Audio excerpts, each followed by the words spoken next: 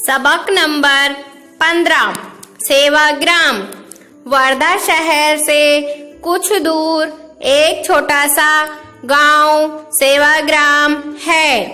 यहाँ गांधी जी के रहने की एक सादा कुटिया है। इसे बापू कुटी कहते हैं।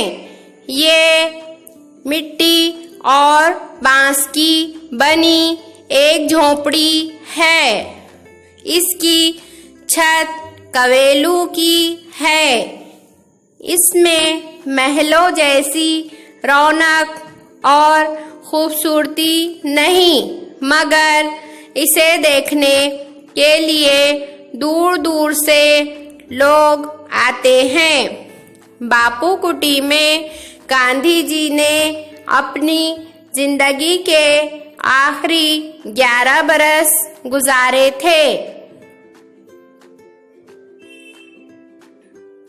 सेवाग्राम में बापू कुटी के अलावा गांधी जी की बीवी कस्तूरबा के नाम से कस्तूरबा कुटी भी है।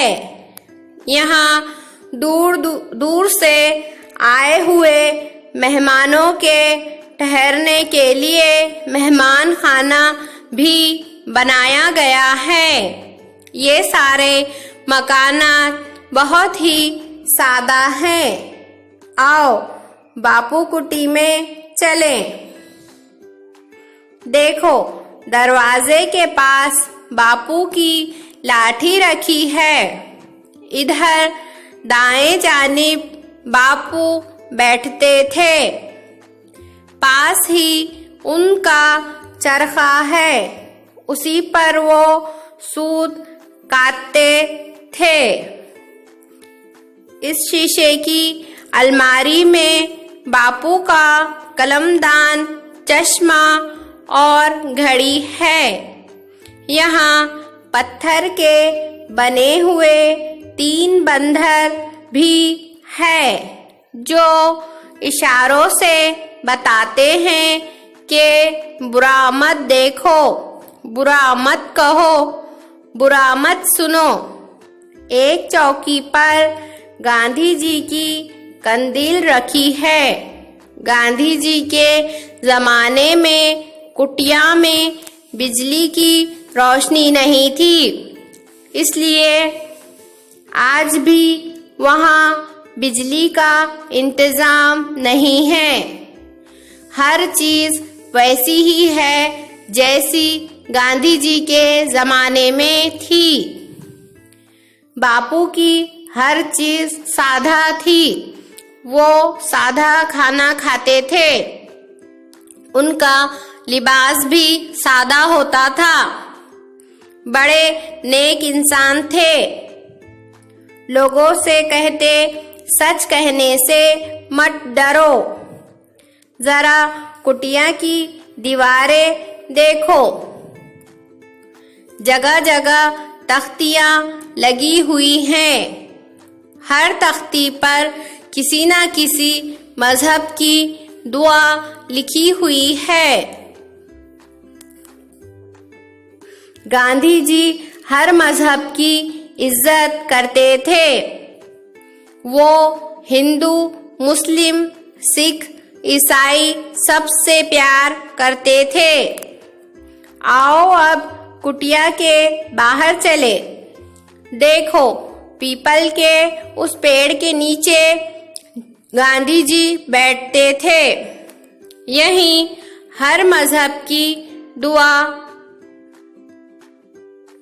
पढ़ी जाती थी और भजन होता था। आज भी यहाँ सब कुछ उसी तरह होता है। कुटिया के पीछे एक गौशाला है। इसके नजदीक कताई घर और बुनाई घर है। यहाँ सूत काता जाता है। इसी से खादी बुनी जाती है। सड़क के उस पार कस्तूरबा अस्पताल है। इसी के नजदीक गांधी जी के जमाने का डाक खाना भी है। दूर दूर से लोग गांधी जी की कुटिया देखने सेवाग्राम आते हैं।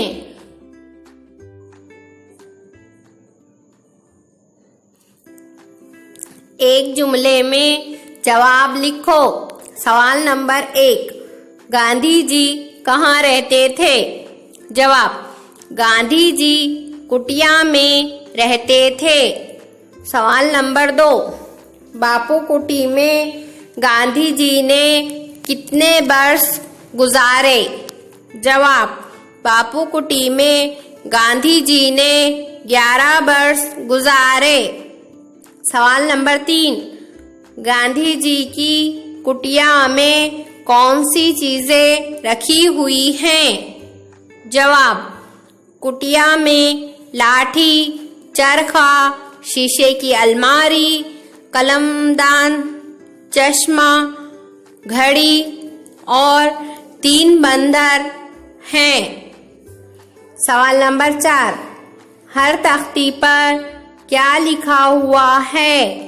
जवाब, हर तख्ती पर किसी न किसी मजहब की दुआ लिखी हुई है। सवाल नंबर 5, आज भी हर मजहब की दुआ कहाँ पढ़ी जाती है? जवाब, गांधी जी की कुटिया में हर मजहब की दुआ पढ़ी जाती है। सबक पढ़कर गांधी जी की कुटिया के बारे में 5 जुमले लिखो। आपको सबक पढ़कर 5 जुमले खुद से लिखने हैं।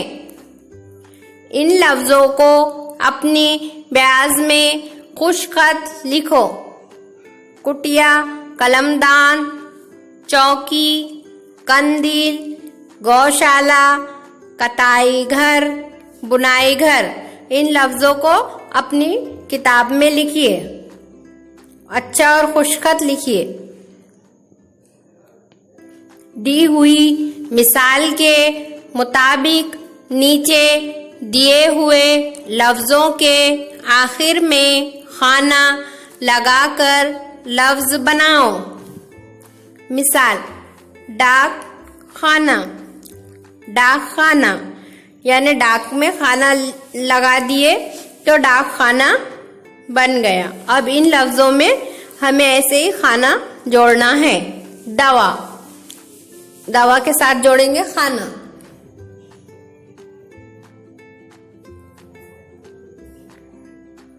जिन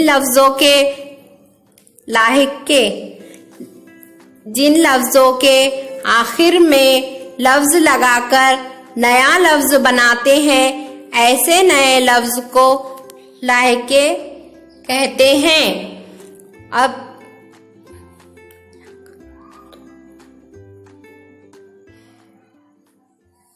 अब हमें यहाँ के लफ्जों के साथ खाना जोड़ना है। अब नंबर 1 है कुतुब। कुतुब के साथ लिखेंगे खाना तो बनेगा कुतुब खाना। मेहमान के आखिर में लिखेंगे खाना तो बनेगा मेहमान खाना। नंबर 3 है बावर्ची।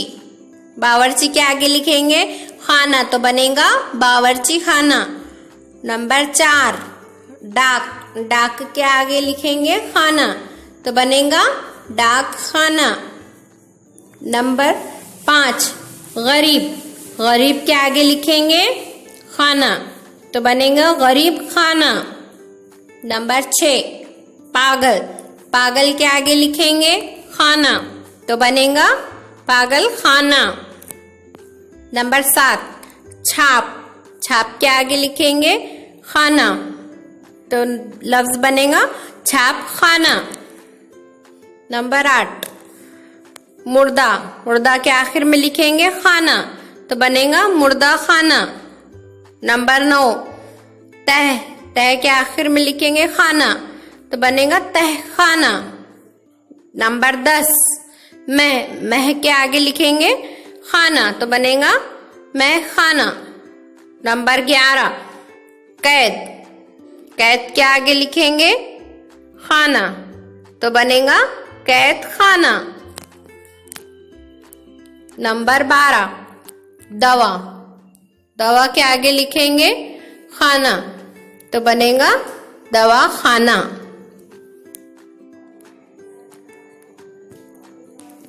इस सबक में एक हिंदी लफ्ज आया है गौशाला, जो गौशाला के मिलने से बनता है, यानी गायों का घर। हमारी जबान में भी ऐसे लफ्ज मौजूद हैं जैसे कताई घर, बुनाई घर, किताब घर, पूजा घर, घंटा घर।